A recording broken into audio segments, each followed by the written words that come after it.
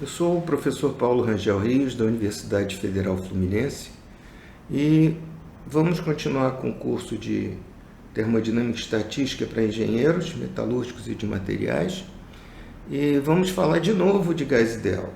Nós vimos anteriormente como a gente deduzia a equação do gás ideal supondo pressupostos clássicos, em que a energia era essencialmente hamiltoniano do gás e que o gás tinha só energia cinética. Nós vamos fazer a mesma suposição aqui. A única diferença aqui é que nós vamos partir de um resultado da mecânica quântica. Ninguém precisa saber mecânica quântica para esse vídeo, eu já vou dar o resultado, que são os níveis de energia discretos, preconizados pela mecânica quântica.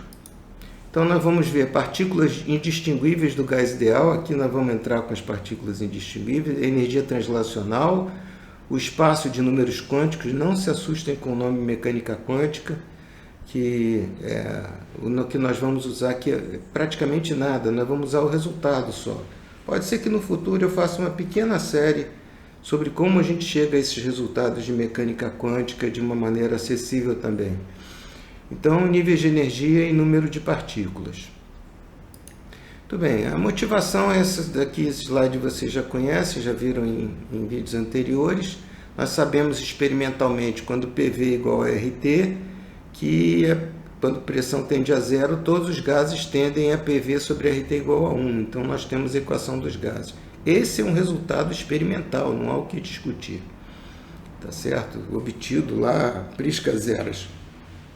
Mas o que é interessante é que com a termodinâmica estatística a gente consegue obter esse resultado basicamente sem assumir nada, só assumindo que a energia dos gases é energia cinética. Vejam só. Quer dizer, naquela época a pessoa nem tinha talvez a ideia microscópica dos gases, eu nem sei, isso era uma equação macroscópica, nós vamos nos ater, para questão de facilidade, gases ideais, não vamos considerar moléculas que têm outros graus de liberdade, só translação. Nos livros tem essas deduções. Uma vez conhecendo essa que eu vou fazer aqui, eu não acredito que seja problema entender as outras.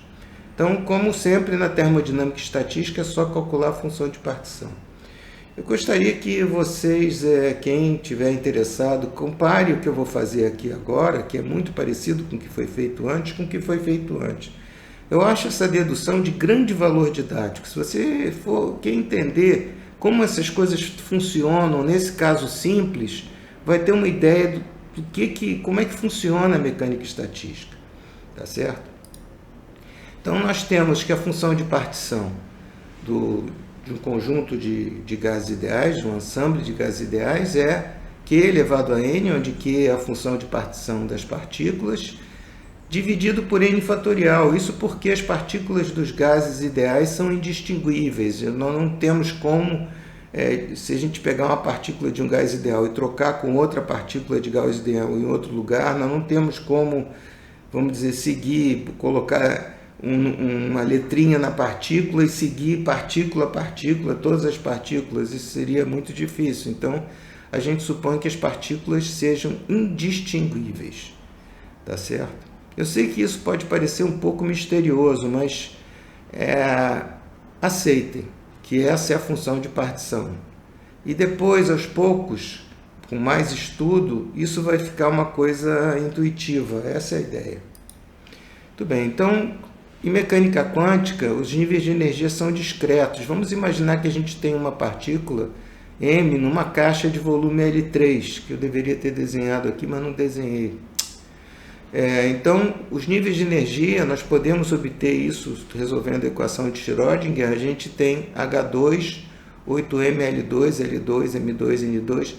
Veja, essa é uma das coisas mais conhecidas de mecânica quântica. A solução de uma partícula em translação, quer dizer, sem energia potencial, que é o nosso caso dos gases ideais, numa caixa de volume L. Tá certo? Então, agora nós vamos roubar no jogo.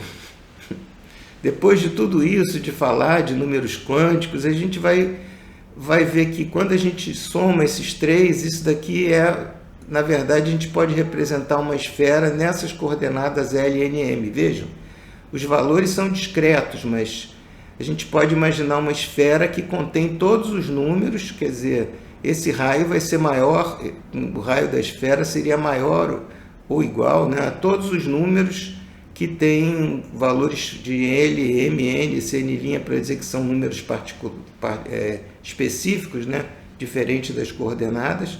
Então, eu posso escrever que isso daqui é igual a isso, tá certo? Esse valor aqui é igual a R, e L2 é o volume da caixa elevado a 2/3, aproximadamente, né? Então, R vai ser 8mV2EH2. Quer dizer, eu transformei, então, eu estou transformando o R, que é um contínuo, os L e MNs que são contínuos, em uma situação, que são discretos numa situação contínua, como nós vamos ver. Então, aqui, todos os números, todas as energias que são menores do que isso aqui, tá certo? Então, se eu calcular esse valor G de E, 1/8, vão estar todos contidos em 1/8 desse volume dessa esfera daqui.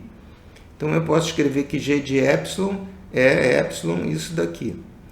Veja, eu transformei, então, níveis de energia contínuas em níveis de energia discreta. Você vai dizer, pô, mas o ponto não era ser quântico? Não, o meu ponto era começar da mecânica quântica para mostrar que na mecânica quântica os níveis são discretos. Nós vamos mostrar que nós podemos aproximar esses níveis discretos por níveis contínuos. Nós vamos mostrar isso daqui a pouco. Muito bem, então para mostrar isso, a gente pega alguns valores razoáveis de sistemas gasosos, às vezes não faz a mínima diferença esse valor de volume, temperatura razoável. Eu tenho uma massa de 10 a menos 22 gramas, tudo aproximadamente, mas veja, a ordem de grandeza só que interessa aqui. E isso daqui é pequeno, né? Então eu vou pegar todas as energias que têm um valor menor do que kT.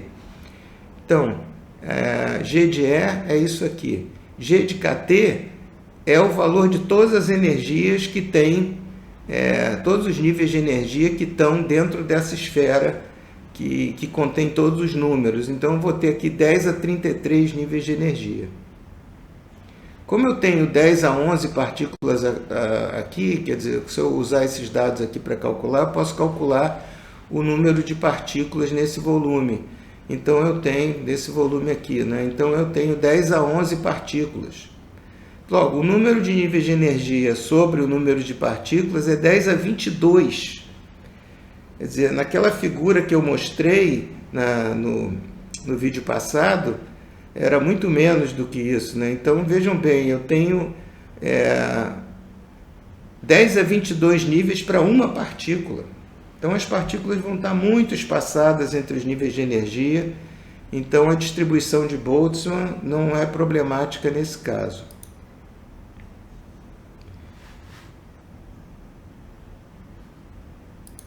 Bem, então nós chegamos aqui ao final dessa primeira parte, que a gente só queria mostrar como a gente transforma os inicialmente níveis de energia em níveis de energia contínuos. No próximo vídeo nós vamos dar